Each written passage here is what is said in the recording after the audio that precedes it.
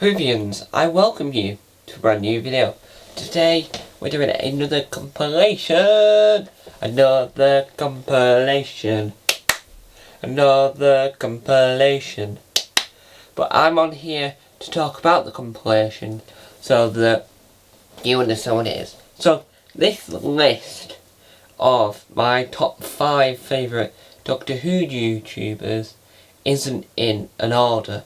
Basically what I've done is I've just thought off the top of my head for what my list is, right? And then found them in whatever I want and thought, I'll use that clip first, then that clip, then that clip, then that clip. And the order doesn't matter. What matters to me is who I've chosen. And I am going to leave a link to their channels in the description. Not to the video that I showed, but to their thing. So, what I'm going to do, right, this is how it's going to work. So you'll see the Doctor Who YouTuber, so I'll probably put like, let's say a clip of them talking. Like a sentence from something. And then we'll move on to like be a short clip.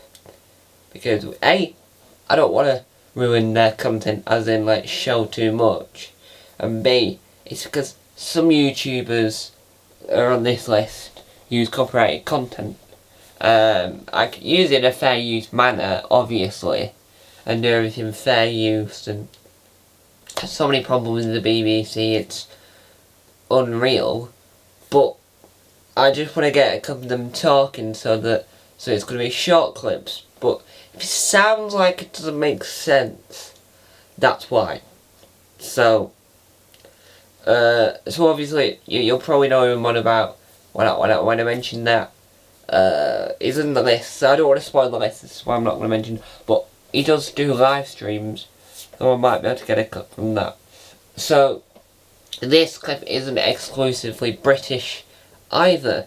There is a lot of fantastic British Doctor Who YouTubers, but I can only choose 5. So you have to think, who have I been watching the longest? Well, you know who that is. Start off with.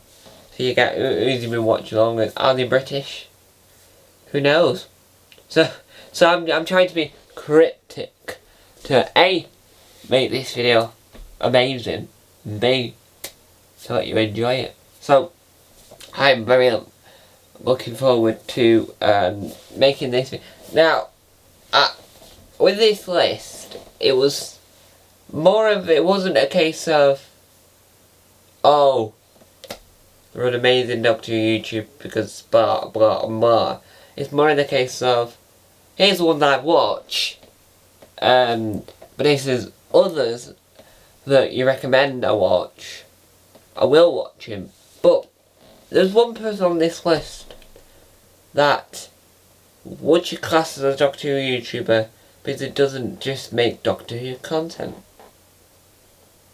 I would class him as a Doctor Who YouTuber in this context, but you would just call him an all-round video creator YouTuber thing. So, will you enjoy this list? I do hope you do, because it took me a good while to try and come up with this list and think, oh, I like them, and them, and it's like, who else? Can I broaden my horizon for more? Out of that list, who do you think is the best? And you won't be able to answer. So, here are Doctor Who YouTubers that I watch. Not regularly, not like all the time, but I watch. So, one of the YouTubers I've never missed. A couple of the YouTubers never miss videos. Some of them I've like, sort of like, miss the video but then come back to it later. So it's like, I don't watch him religiously, if that makes sense. So, I hope you enjoy this list. I won't be coming back at the end of the video. The final clip of the video will just fade out.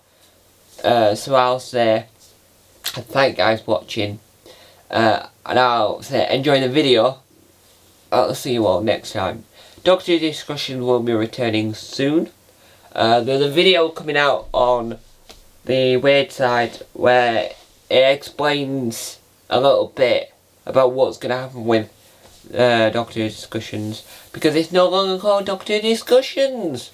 Oh, it's now called the Blue Box Files after the Doctor Who Redacted inside. As I mentioned this in the Who News, but if you haven't seen that video, I was reading through the synopsis for Doctor Who Redacted, which is a new audio drama for BBC Sounds, and inside that list there's a version that the characters in that have their own podcast called the Blue Box Files. So I've just decided to make that a reality and change Doctor Discussions to the Blue Box Files. So a new episode of that will be coming very soon, and a video on the third channel will explain why it's coming very soon, because I'm waiting for one last piece of that puzzle to make that video so I can upload that and then say, guys, I've got some brand new stuff to make Doctor Discussion, the Blue Box Files incredible again. So, enjoy this video, and I'll go and relax and put my feet up and watch the video myself, because I quite like this little video. Bye! Time out. Bye! What do the Almost People, Rebel Flesh, Asylum of the Daleks, Dinosaurs on a Spaceship, the mini-episode The Infrarium, The Rings of Akaten, Journey to the Center of the TARDIS, Into the Dalek, Kill the Moon, and The Pilot all have in common? Well, why don't you let me tell you, silly? So in the Rebel Flesh two-parter, in the room where they make the Gangas, the double Gangas, there is this stone-looking plank with a weird pattern on it that's probably no bigger than your average flat-screen TV. And that's in that room. I'm pretty sure it's blocking like an exit for the Doctor and Companion and stuff to get out of that cloning facility.